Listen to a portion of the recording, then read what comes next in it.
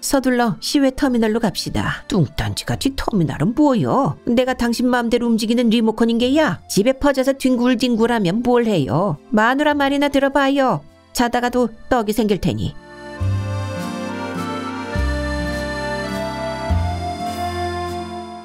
귀촌 도전 윤석순.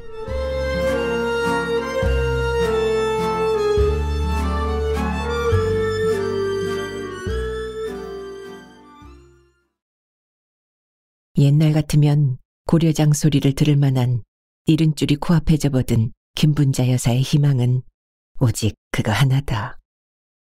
손톱만큼 짧은 인생에 대한 미련인지 아니면 욕심인지 흙냄새며 거름냄새, 풀냄새가 풀풀 풍기는 시골에서 살아보는 게 늙음하게 솔직한 바람이다. 최근에는 고령화 시대란 말을 들을 때면 잠자리에 든 한밤중에도 가슴이 답답해진다. 뭔가 삶의 본질을 놓쳐버린 것처럼 섭섭하고 허전해서 있다. 작년께만 해도 별 조건 없이 받아주던 마트 식품부 사업장에서조차 운동신경이 살아있어 덜 굼뜨다고 여기는지 60세까지만 지원자를 뽑는다는 소리를 들은 후론 더욱 그런 마음이었다. 단순하게 일자리에 대한 욕심이라 하기엔 너무 막연한 아쉬움일까. 자고 나면 흰색 우울들이 늘어가는 머리카락이며 몸의 유연성 또한 예전 같지 못한 것도 사기가 죽는 일이었다. 그러니 자신의 노후를 생각하면 어떤 자세로 여생을 마무리할까에 대해 신경이 쓰였던 것이다. 우아하게 혹은 즐겁게나 신나게는 감히 사치해서 바라지도 않았다. 어쨌든 이따금 알 수 없는 무력증에 빠진다 싶은 허탈감만 줄일 수 있다면 그저 텃밭되기 하나 마련해서 풀잎이나 키우고 살았으면 좋을 것 같았다. 넷이나 되는 자식들을 키우면서 알뜰살뜰 살았다는 자부심은 가슴 밑바닥에 깃발처럼 펄럭이지만 늦어버린 지금이라도 가슴 중앙에 명치께로 밀려드는 말년의 허전함을 흙밭에서 소일하고 싶었다. 한때 김분자 여사는 남과 다르다고 생각하며 살던 때가 있었다. 자신이 잘났다거나 돈이 많은 건 아니지만 적어도 젊음의 혈기로는 그랬다. 지극히 평범한 한 남자의 그늘에서 한눈 팔지 않고 부지런히 살아왔다 할까. 그야말로 앞만 보고 내달린 자부심 하나는 빵빵했었다. 그런데 요즘 와서 짧게 남은 미래가 더욱더 불안해진 건 몸이 늙으니 마음도 자신을 잃어가는 탓일까. 김분자 여사가 젊었을 땐 남의 집 살림도 해준 적이 있었다. 젊은 엄마가 척추를 다쳐서 절절 매는 집이었다. 물론 아픈 엄마며 그 엄마에게 짐과도 같은 젖먹이 아기를 키우는 일까지 더하니 호락하지가 않았다.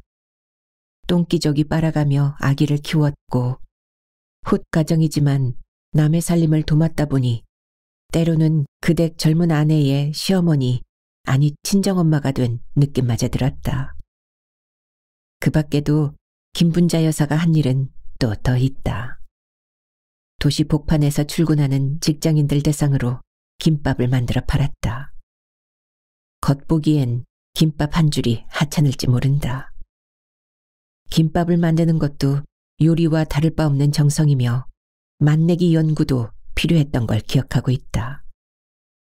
김밥 속에 넣을 재료도 그냥 대충 이것저것 채워 넣으면 그 맛에서 차이가 났고 핵심적인 건 김밥의 맛이 단무지에 의해 좌우됐던 걸 터득하게 된 점이다. 어디까지나 그 소득은 경험에서 얻은 전문성이랄까. 시금치랑 오이는 오방색의 하나인 녹색이지만 김밥을 먹을 때 목이 막히지 않는 장점도 있었다. 김밥 속에 들어가는 달걀이 단순하게 얇다고 얕잡아 보면 그 또한 안도의 사항이었다. 노른자 위, 흰자 위를 구분해서 붙인 지단으로 김밥을 말아서 썰어 놓으면 색깔이 화려해서 눈으로부터 식감이 살아났다. 또 김밥 속이라 보이지 않지 싶었던 계란 부침도 단무지 두께에 맞추어 지져내야 영양은 물론 김밥의 속 재료를 맞추는 데 있어 격에 맞았던 것도 시행착오 끝에 터득한 김밥 싸기의 노하우였다. 그렇게 긴장감을 끌어안고 뚝딱 말던 김밥 장사가 힘들다고 여겨질 때 김분자 여사답게 과감하게 그 일을 접어버렸다. 그리곤 쉬고 싶은 걸 참아내며 일에 대한 열정이 식어버리기 전에 마트로 일자리를 구해 나선 민첩함도 있었다. 그런데 그곳 삶의 이치도 김밥 장사를 했을 때와 똑같다고 깨닫고 보니 어느새 사면 초가요 부담스러운 칠순이란 나이가 코앞에서 무섭게 눈을 부라리고 있었다. 남의 아기를 키우는 첫 경험은 조심성이 요구되는 만큼 많은 용기가 필요했다. 김분자 여사는 나름대로 고심을 한 끝에 애들 방학 때를 택해서 그 일을 시작하였다. 사실 처음 베이비시터 교육을 받으러 다닐 땐 베이비시터라는 직함에 별로 정이 붙지 않았다. 왜냐면 그 어감부터가 서양물이 든 것 같았기 때문이다. 그런데 아기를 키우는 일은 힘이 드는 대신 마음을 적셔주는 사랑이 있어 위안을 얻을 수 있었다. 그게 바로 육아의 장점이라면 장점이다. 우유를 먹일 땐 우는 아기 때문에 정신없이 우유를 탔다. 그렇지만 그 우유를 든든히 먹은 아기가 포만감에 스르르 잠이 들면 그 얼굴에서 천사가 보였다. 욕심도 미움도 없이 배부르면 웃고 배가 고프거나 불편하면 보채는 본능에 충실한 천사. 아기의 옷을 빨 때도 그랬다.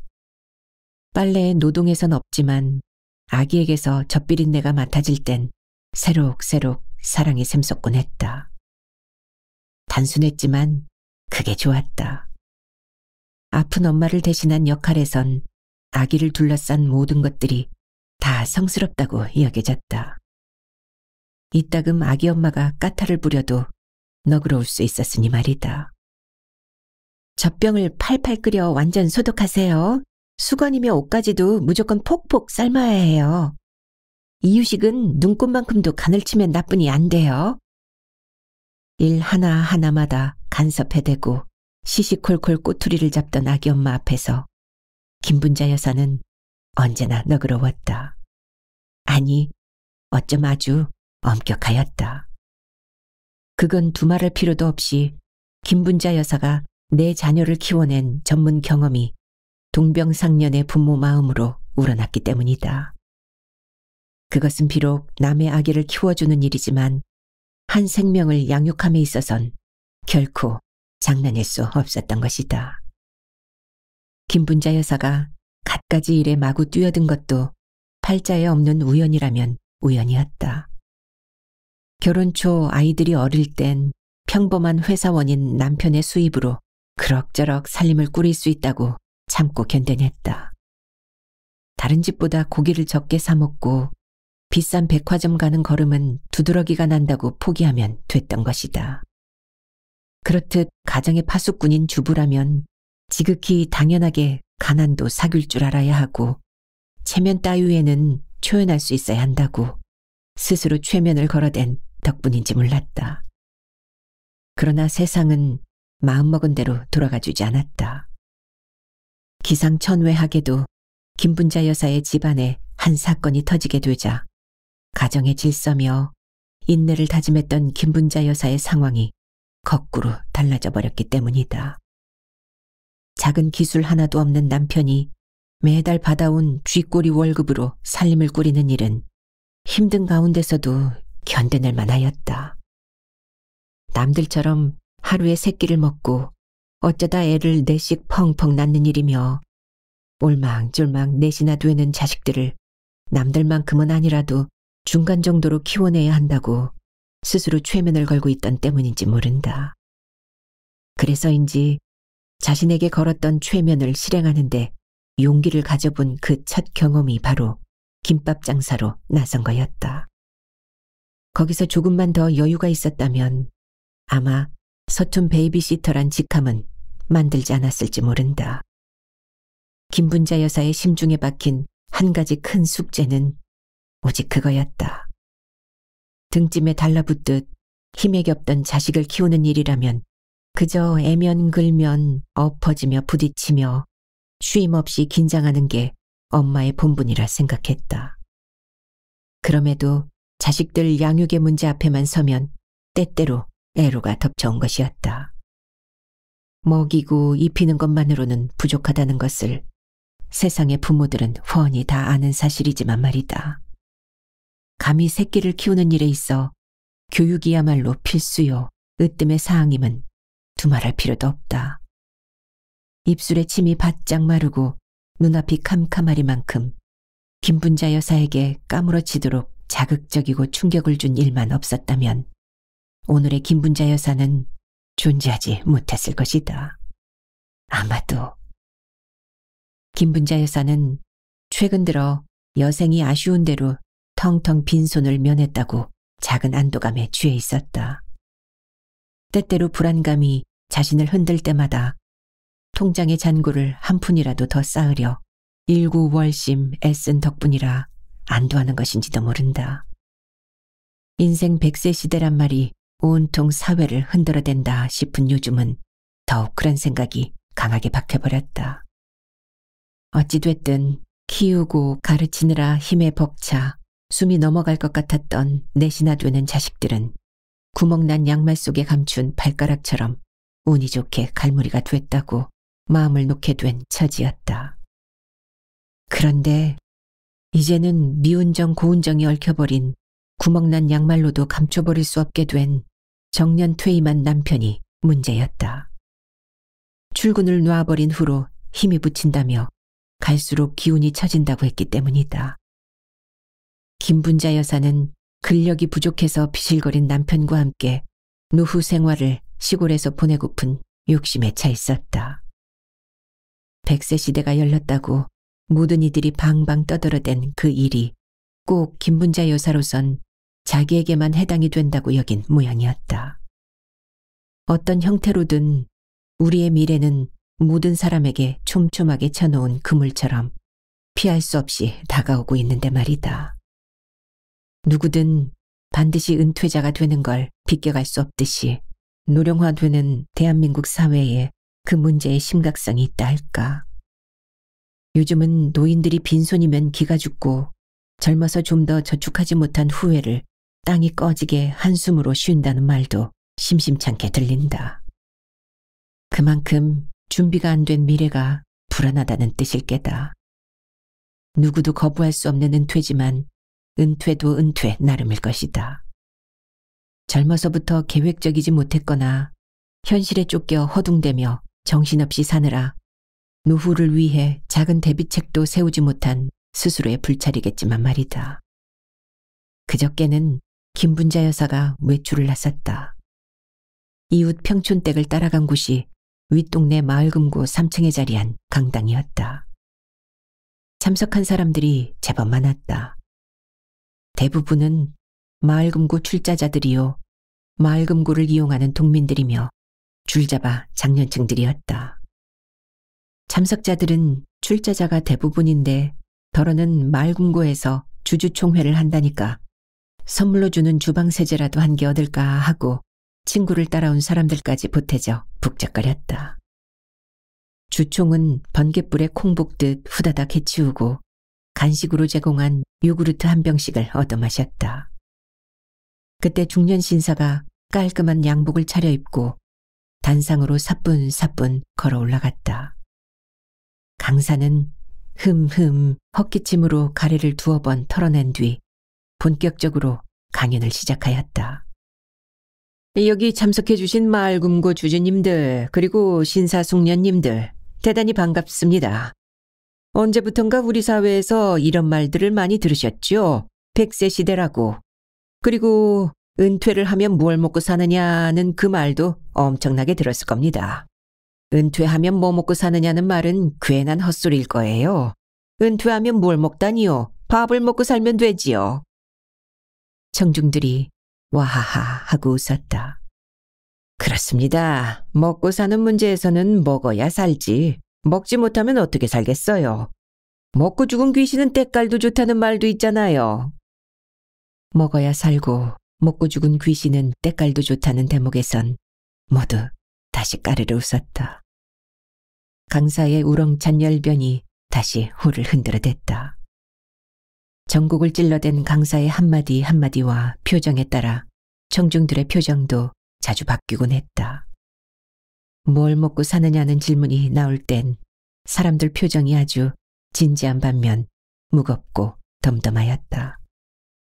우리나라 최근의 통계를 바탕으로 봐서는 700만 명이 넘는 예비 은퇴자가 생겼다고 합니다. 그중에도 사할, 즉 10명이면 4명 이상이 빈곤층으로 전락할 수 있다니 여러분 정말 걱정되지 않으십니까? 누구든지 직장을 은퇴하면 그 후 생활은 무슨 돈으로 어떻게 해야 배를 골지 않고 살 수 있나 하는 게 숙제다 그 말이지요.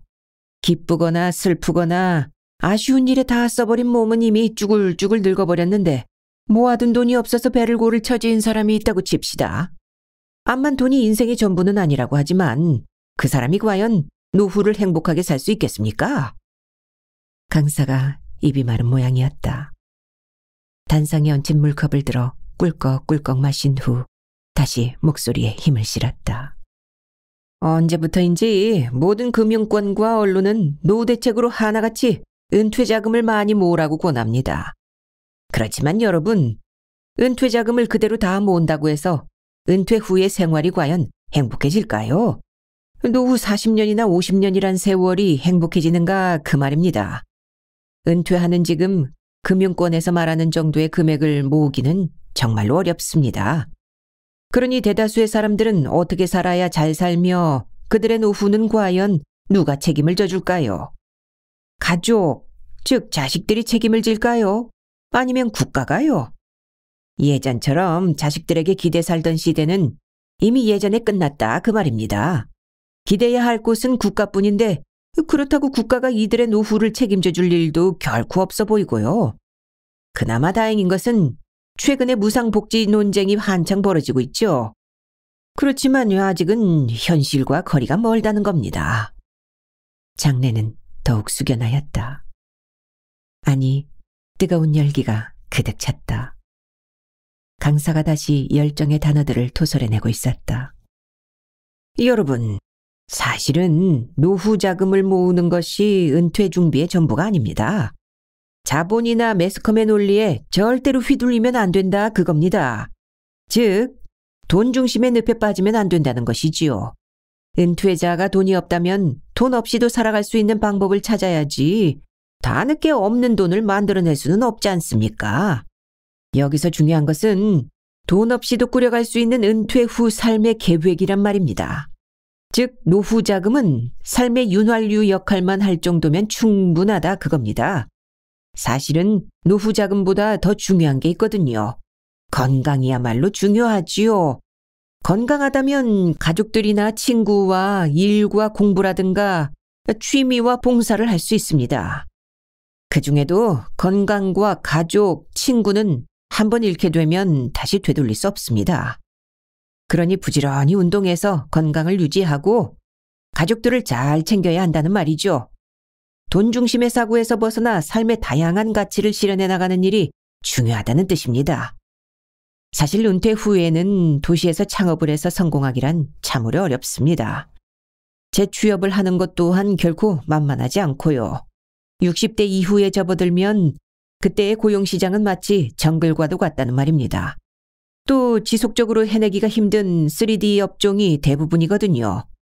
지속 가능한 직장도 없고 그렇다고 미래를 예측하기는 더욱 힘이 드니 이래저래 스트레스만 받기 좋죠.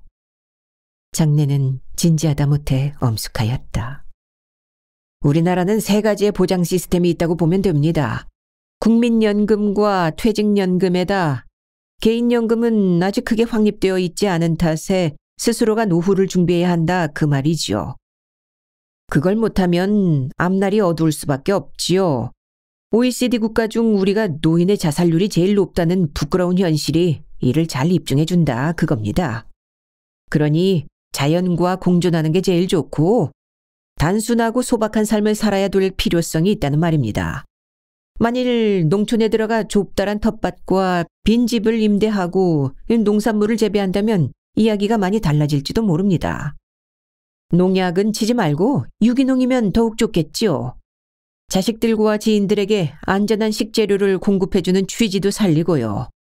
게다가 기본 생활을 할 수 있고 도시 생활에서 맛보지 못했던 삶의 여유까지 누릴 수 있다면 금상첨화지요. 현재 우리나라는 90%의 인구가 도시에 거주하고 있어요. 그렇지만 도시는 은퇴 후 자식이나 친척의 도움 없이 스스로 삶을 꾸려나갈 수 있는 구조가 어렵습니다. 수입이 없거나 혹은 얇고 물가는 비싸 돈이 많이 들기 때문에도 자연적인 생활을 찾는 게 좋지요. 애써 생활 규모를 줄이거나 왕소금처럼 절약을 한다 해도 반세기 동안을 버티기란 무리가 될 테니까요. 그러나 시골에서 살면 텃밭만 일구어도 어지간한 먹을거리는 충당할 수가 있다 그겁니다. 또 도시에서 살 때보다 용돈 씀씀이나 소비 지출을 줄일 수가 있고요. 아마 텃밭에서 자가 생산해낸 채소로 부식을 해결한다면 소비는 그만큼 줄겠죠. 매사에 절약하고 자연과 공존해가며 소박한 삶을 사는 것이 생활 비용을 최소로 줄이는 길이 되거든요. 현재 대부분의 농촌이나 산촌 혹은 어촌으로 말하면 인구가 줄어든 건 물론 집집마다 고령화가 급속히 진행되고 있다고 보면 틀림없어요. 인구의 3분의 1 정도가 노인인 지자체도 많고 그 때문에 대도시 은퇴자를 유치하는데 적극성을 보이는 지자체도 적지 않다고 합니다. 그런 만큼 은퇴자는 자신에게 적합한 삶을 제공해 줄 수 있는 지자체를 선택하면 될 겁니다. 취미로 농사도 짓고 건강도 챙기며 이웃에 봉사를 한다면 그 또한 안빈낙도의 삶이 될 테니까요. 강사는 1차로 열강을 마치고 잠시 쉬었다가 다시 2차 강연에 들어갔다. 강단에 다시 올라간 강사는 여전히 침이 튈 만큼 열변을 토해냈다. 귀농인이 귀촌을 하려면 절대로 대규모의 투자는 하면 안 됩니다. 그 문제야말로 가장 금해야 할 사항이거든요. 농촌은 도시와는 달라요. 대충 10년 정도 종사를 해야만 익숙한 경험이 되고 가업으로 이어질 가능성도 있습니다. 가뭄이나 홍수, 바람 등 기상재해에 시달리다 보면 농업만큼 아슬아슬하고 위험 요소를 내포한 것도 없답니다. 구제역 파동처럼 무서운 재앙도 그렇고 배추 파동처럼 그런 문제들을 미리 예측하기란 참 쉽지가 않거든요.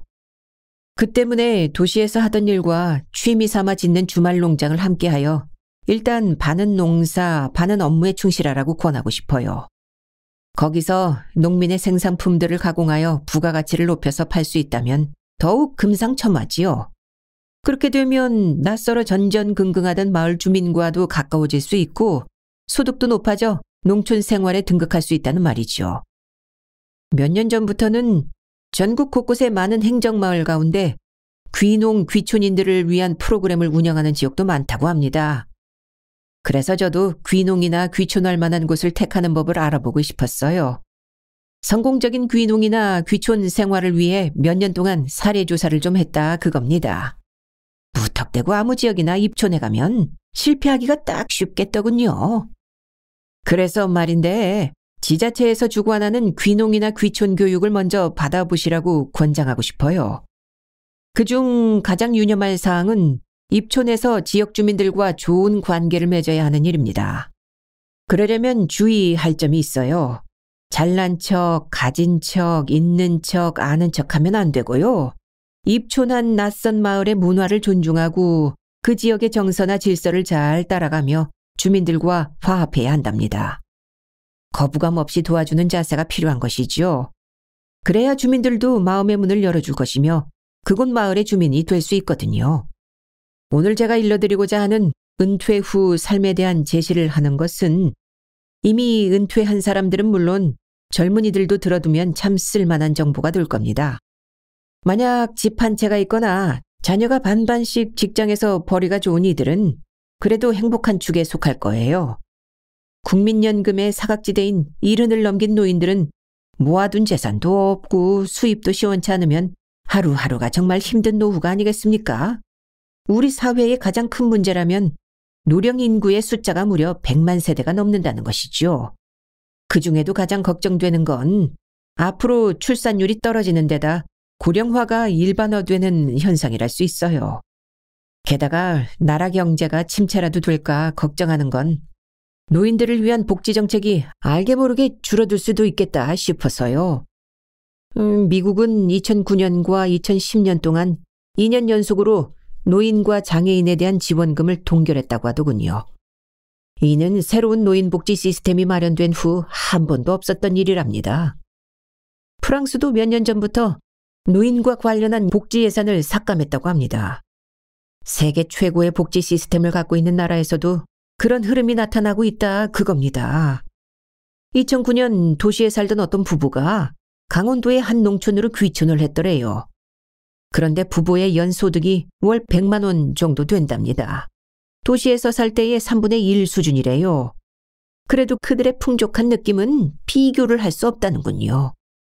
그들은 도시에서 매달 500만 원 넘게 벌어도 늘 빠듯하게 살았다고 해요. 지금은 100만 원만 벌어도 생활이 탄탄한 느낌으로 꽉 채워졌다니 왜 풍족한 생각이 들지 않겠습니까? 수입 중 생활비를 빼고 3분의 2를 저축하면서 산다니 즐거운 마음에 자다가도 희죽희죽 웃을 일이 아니겠어요? 자다가 희죽희죽 웃는다는 그 말을 듣던 청중들 중 일부는 손뼉을 쳐가며 와하 웃었다. 그 계기로 강연을 잠시 중단한 강사가 물을 들이켰다. 귀촌한 그들이 도시에서 살 때는 엄두도 내지 못했던 적금을 붓고 있다면 그럴만도 하죠. 그런 귀농 중 무시할 수 없는 게 뭐냐면 주거 환경, 즉 살아가는 집 문제도 있겠죠.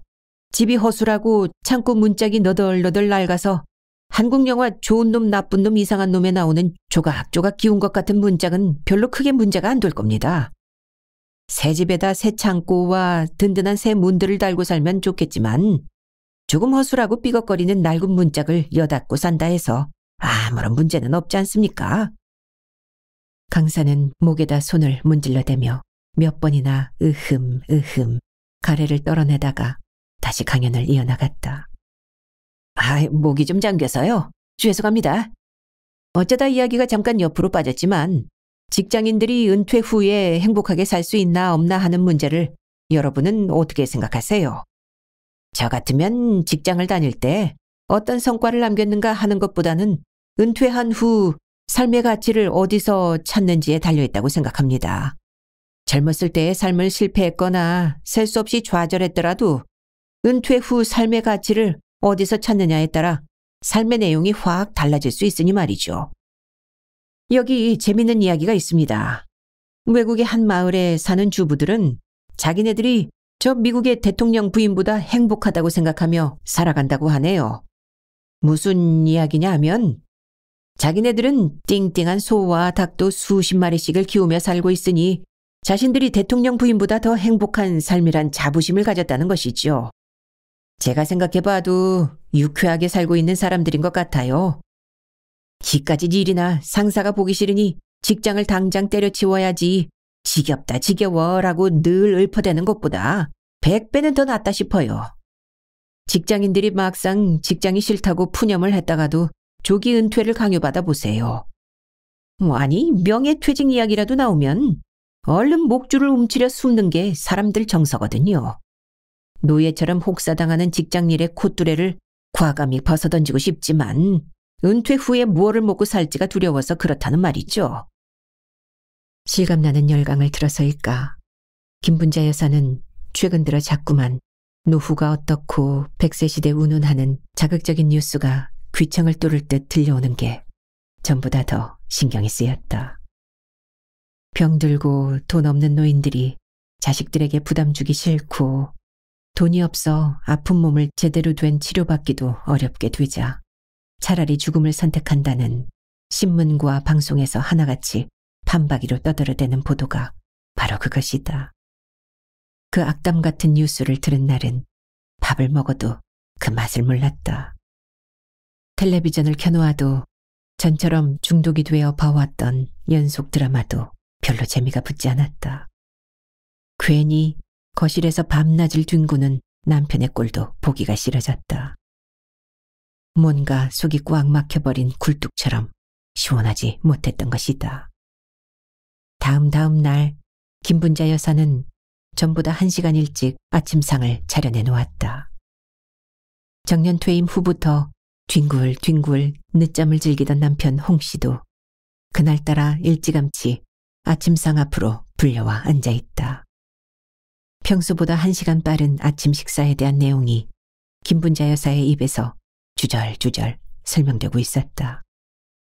오늘 아침밥을 서둔 거는 다 뜻이 있어서 그러니 얼른 한술 뜨고 서둘러 시외 터미널로 갑시다. 홍 씨의 기분은 어정쩡하였다. 김분자 여사로부터 사전 예고가 없었던 까닭이다. 저녁 내내 잠이 안 온다며 뒤척일 때도 아내는 한마디 언질도 없었다.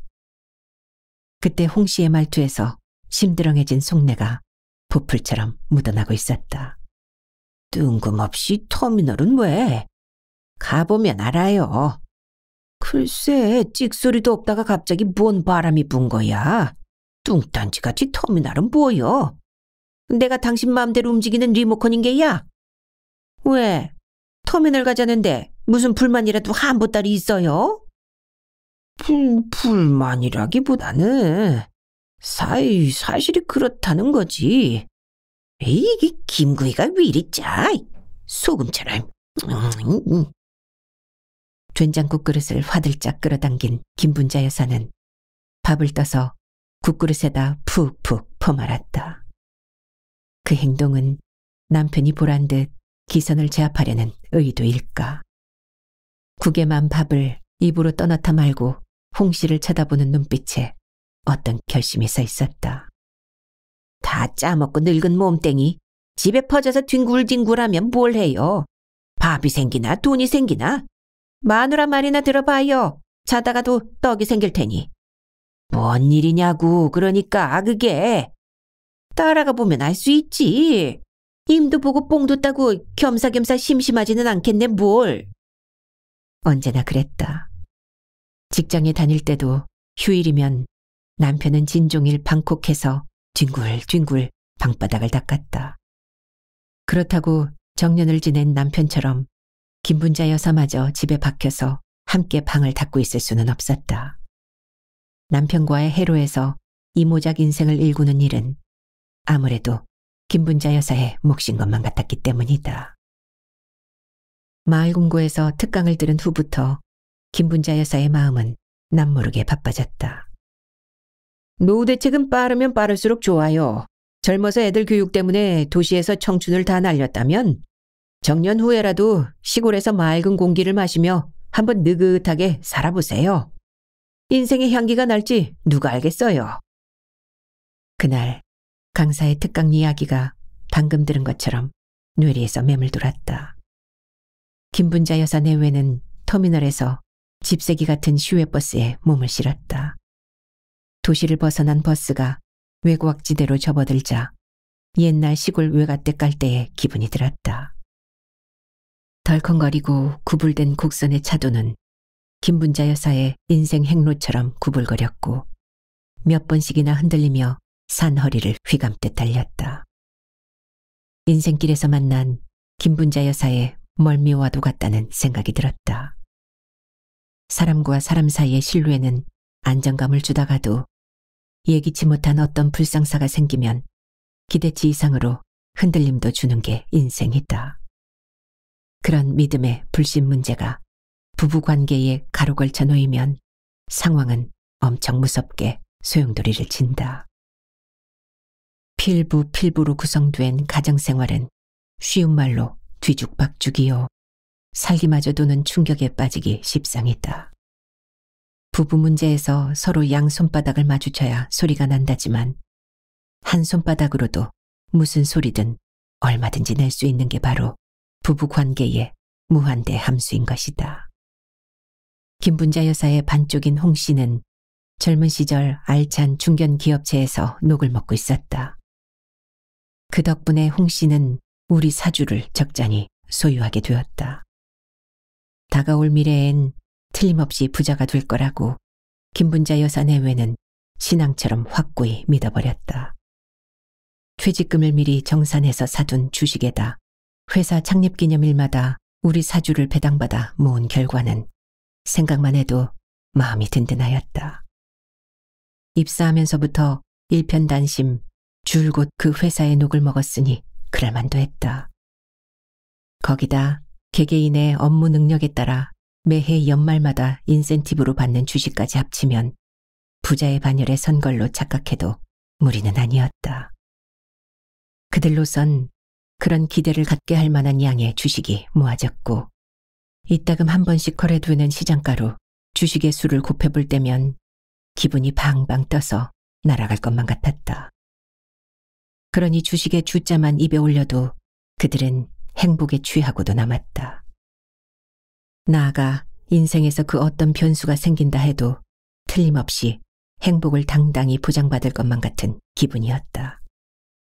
그 주식을 돈으로 환산해보는 상상에만 빠져도 현실적인 장면처럼 착각할 만큼 엄청 두둑한 거금인 걸 예상할 수 있었으니 말이다.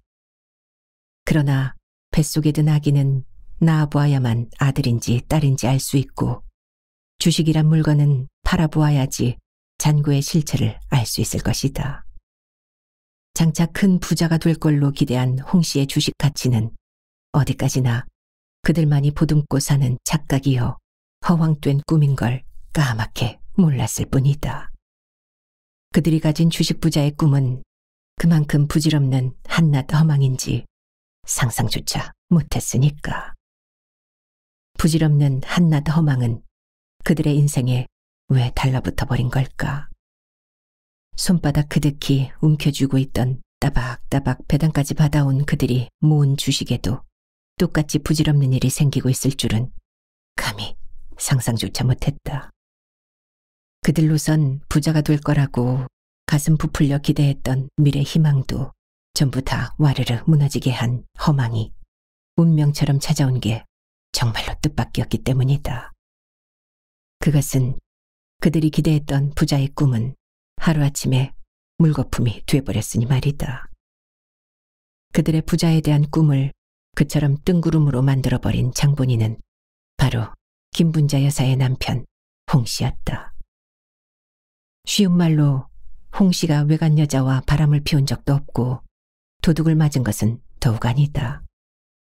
이유는 단 하나. 홍 씨의 가슴에 바람처럼 그득 차 있는 그 의일이란 것의 실체 때문이랄까. 의일이. 단순히 말로만 들으면 참으로 어감이 좋았다. 그러나 그 의일이란 단어가 그들이 목맨 부자의 꿈을 뒤엎어버린 것이다. 그 의일이란 것의 허상이 홍 씨의 가슴팍에 들어와 박힌 건 아무래도 불길한 징조였다 할까. 어느 날 홍 씨는 지금껏 모아두었던 주식들을 몽땅 챙겼다. 그리고 번갯불에 콩 볶듯이 후딱 팔아치웠다. 기회가 될 때마다 우리 사주를 사서 모으고 회사 창립 기념일마다 받아 모으던 그 주식을 말이다. 그렇게 많던 주식을 한순간에 날려버린 이유라면 친구와의 의리를 지키고자 한 단순한 의협심에 반로했었다. 아내는 물론 귀신도 눈치를 채지 못하게 실행을 했던 홍 씨의 실수라면 실수였다. 홍 씨는 귀신에 씌인 듯 자신의 그림자도 모르게 주식을 팔아야겠다고 혼자 계획을 세웠다. 그리하여 거룩한 거사라도 실행하는 것처럼 주식을 팔아치우는 것으로 실천에 옮기게 된 것이었다. 그것은 바로 언변이 청산유수요 말끝마다 의일이 운운하며 남자의 자격을 논하던 홍 씨의 고등학교 동창인 왕찬우 때문이었다. 어느 날 왕찬우가 뜬금없이 홍 씨를 찾아왔다. 왕찬우는 제법 규모가 큰 가내공업을 운영하고 있는데 물론 홍 씨와는 허물이 없던 동창 친구다. 그는 그간의 이야기를 두서없이 줄줄이 늘어놓은 끝에 홍 씨에게 도움을 요청해왔다. 사업 회전 자금이 조금 딸린다며. 몇 년 전인가 모교에 발전기금을 내놓은 거나 모교 후배들에게 장학금을 주었던 친구인 걸 기억해낸 홍 씨의 구미를 당기게 한 것은 바로 그 투자란 단어 때문이었다. 처음에 홍 씨는 빌려줄 돈이 없다고 둘러댔다. 그러다가 왕찬우의 요청에 동조하기로 한 것은 참 미묘한 어감의 차이랄까. 업체의 운영자금에 투자를 하면 연말에 고배당을 해준다는데 홍 씨의 마음이 기울어졌던 때문이다. 왕찬우에게 돈을 빌려주는 거나 왕찬우가 운영하는 업체에 투자를 하는 거나 홍 씨의 주머니에서 돈이 나가는 건 모두 똑같았지만 홍 씨의 개념은 달랐던 모양이다. 매어치나 둘러치나 똑같은 그 돈이 홍 씨를 배신한 건 그해 연말 왕찬우의 업체에 왕창 부도가 나버렸던 결과이다. 재물이 날아간 마당에 투자자의 속이라고 멀쩡할까. 홍 씨는 절망하였다.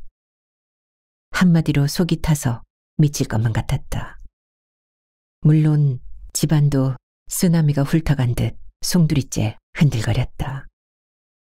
순간의 실수가 홍 씨에게는 엄청 강한 충격 그 자체였던 것이다. 가정에서 부부의 첫째 조건이 곧 믿음이기에 더욱 그랬다. 파츠로 매주를 쓴다고 해도 믿음으로 채워진 부부라면 흔들리지 않을 터이다. 그렇지만 믿음을 잃은 부부간 의리는 깨진 사발이요 바닥에 엎질러진 물이었다. 엎질러진 물이야말로 어떤 힘이나 지략으로도 다시 담지 못하는 까닭이다. 가장이 절망하는 일인데 그 아내 김분자 여사라고 멀쩡할 리가 있겠는가. 울어도 눈물이 나지 않았다.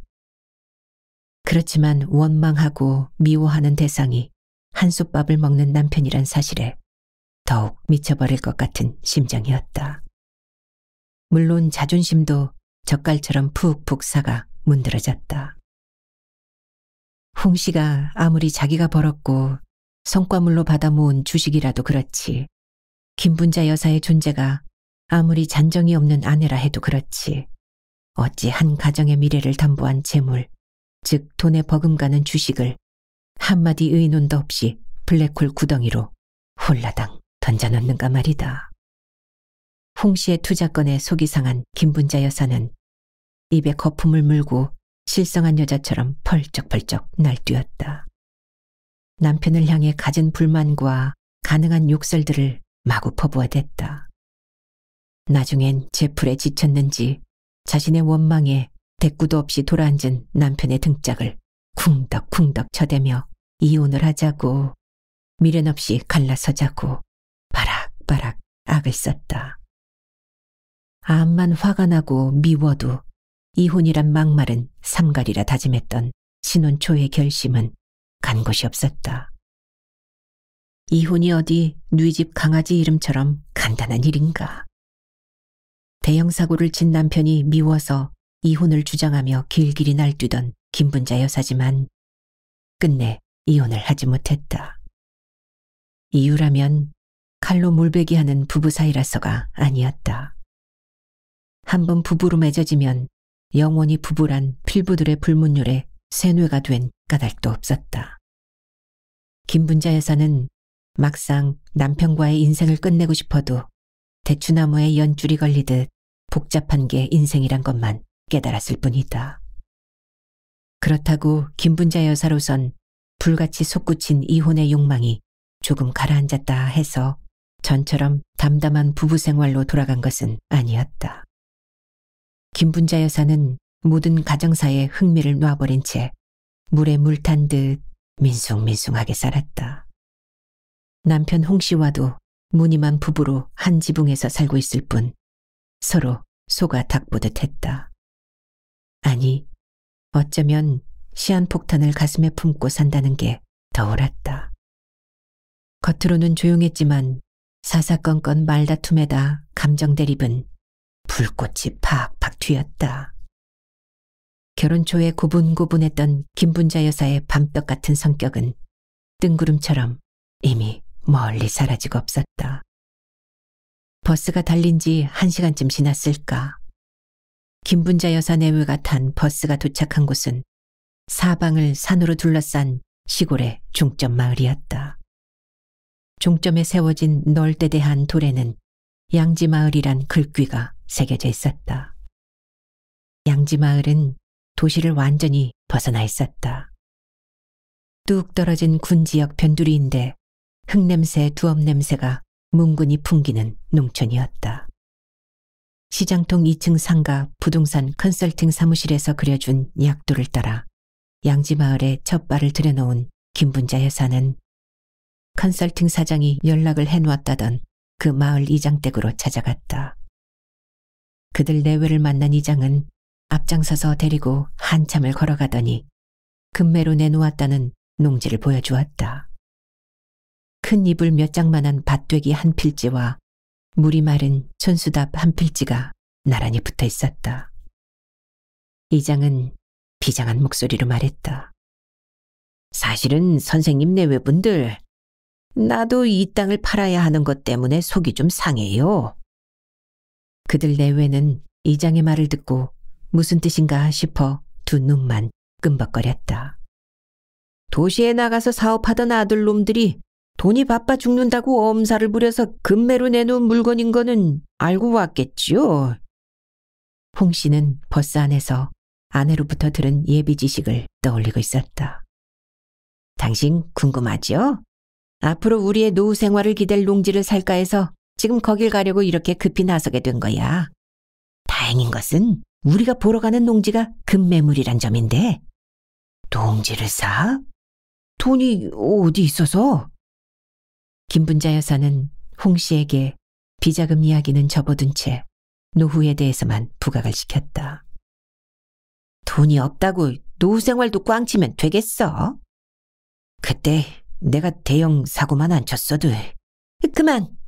그 사고 얘기 꺼내면 다시 미치는 떼꼴 보고 싶어? 홍 씨의 입에서 회한의 한숨이 길게 뿜어져 나왔다. 홍 씨가 다시 물었다. 금매물이라 해도 농지 살 돈은 있고, 지난달 막내 결혼식 때는 돈 없다고 밥솥 한 개도 안 사주고 똥 치우듯이 시집을 보내더니. 막내를 시집 보내는데 돈을 안 들인 엄마로 몰아붙이는 말이 홍 씨의 입에서 튀어나오자 김분자 여사는 속에 잠재된 화가 불길처럼 순간적으로 치솟았다. 뭐? 밥솥 한 개도 안 사주고 똥 치우듯이 시집을 보냈다고? 그래서 내가 죄인이라도 된다는 게야 지금? 김분자 여사의 목소리가 한 옥타브 더 높아졌다. 남편이란 인간이 순간적으로 마누라 등신 만들더니 대형 사고를 쳐서 고무신 거꾸로 신고 떠나버릴까 하다가 주저앉아 자식 새끼 그만큼 길러줬으면 됐지. 딸년 시집 가는데 애미가 밥솥을 사줘야 할 의무라도 있다는 거야. 말 좀 해봐. 왜? 아내의 심기가 불편한 걸 짐작한 홍 씨가 위로하듯 나직한 소리로 말했다. 지금 버스 아니잖아. 미안해. 다 못나 터진 내 탓이야.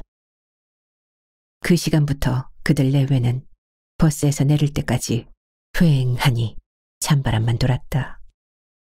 그 와중에도 홍 씨를 달뜨게 한 것은 노후의 소일거리로 농사를 지을 땅을 사려고 모아둔 아내의 돈이 더 궁금했다. 김분자 여사가 이장의 말에 응대하고 있었다. 예, 그래서 부동산 컨설팅 사장이 그려준 약도를 들고 남편이랑 얼른 왔지요. 이장은 아들네의 사업 부도를 막으려 전답 2필지를 팔아주려 한다는 거였다. 금매물건임을 강조하는 이장의 좁다란 2필지의 농지를 보면서 김분자 여사는 먼저 감동을 받게 된 것은 이장의 말이었다. 살벌하고 팍팍한 요즘 세상에 아직도 사업에 빚진 아들에게 전답을 팔아 뒷돈을 대주는 아버지도 있구나 싶어 내심 마음이 따뜻해졌다. 더욱 강하게 마음이 끌린 건 부동산 컨설팅에서 소개해 줄 때보다 조금 더 깎아준다는 특급 매물이라고 한 이장의 말이었다. 뜻밖의 행운을 얻은 기분이랄까. 한편 속으로는 걱정도 되었다. 과연 말로만 듣던 농사를 순탄하게 지을 수 있을지, 농사를 지을 때 남편이 도와줄는지, 콩종자를 흙구덩이에 심고 채소 씨앗을 고랑에 뿌리면 바라는 대로 새파란 녹색의 싹을 틔워줄지는 자신이 없었다. 아니, 어쩌면 더욱 팔팔한 자신감이 가슴에 그득하니 차 있는지도 몰랐다. 김분자 여사는 이장의 작은 농지를 살까 말까 잠시 고민에 차 있었다. 그때 그들 내외를 관찰하던 이장이 눈치를 챈 걸까.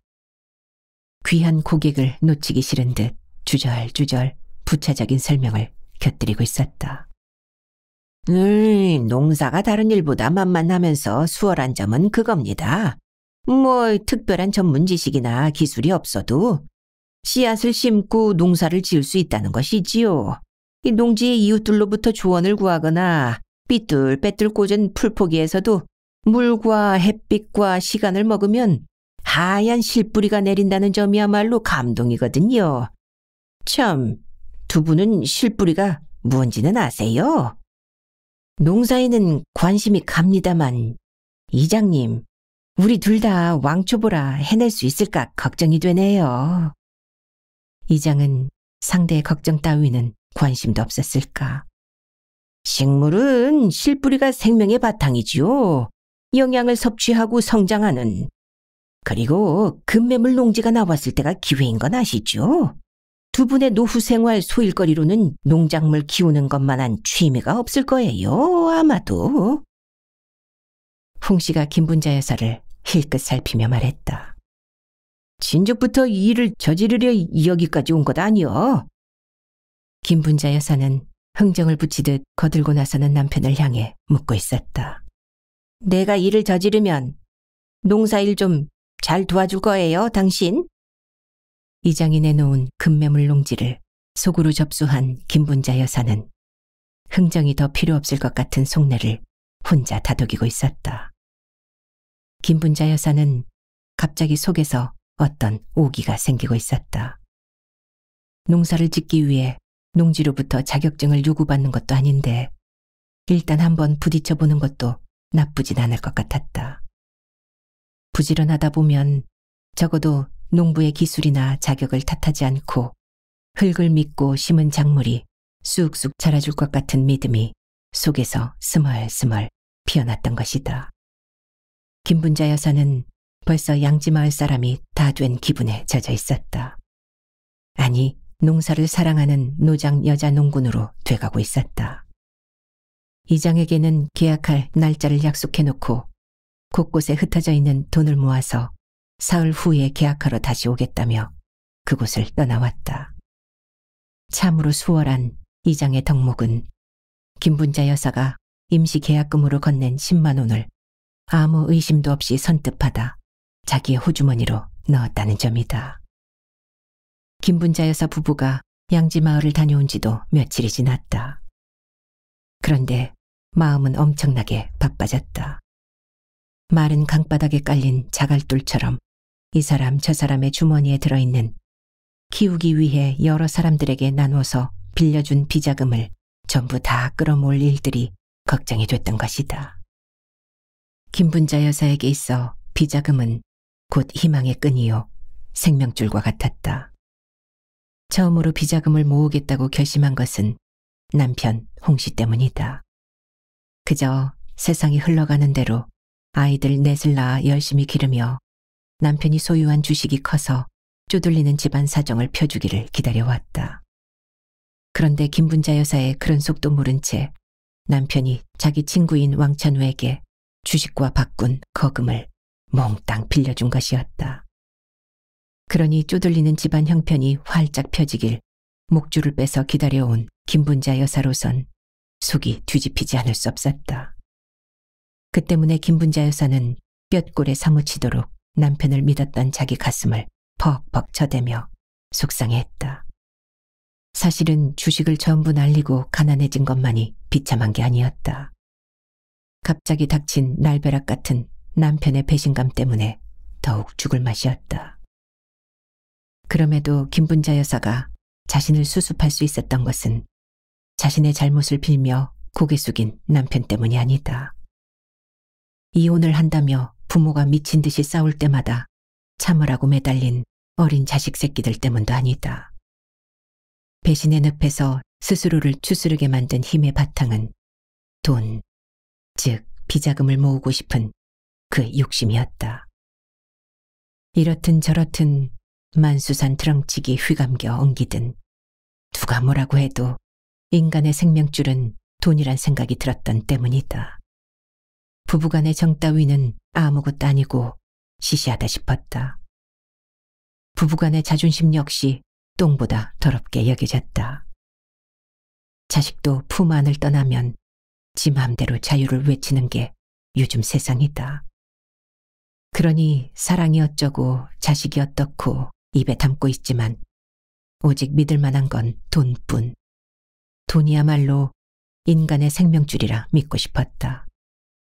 그것이 곧 김분자 여사의 마음을 사로잡은 비자금을 모으고 싶게 만든 빌미면서 실마리였던 것이다.